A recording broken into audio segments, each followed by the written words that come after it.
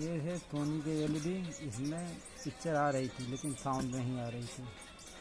इस कंडीशन में IC check किए, आईसी ओके है जी, लेकिन इसका आईसी में जो सिग्नल आता है माइक्रो आईसी से वो यहाँ तक नहीं पहुँच रहा था। इस कंडीशन में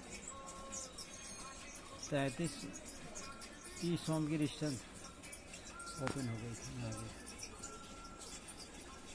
आप इसमें जंपर भी लगा सकते हो, ठीक है, या तो दूसरी लगा सकते हो।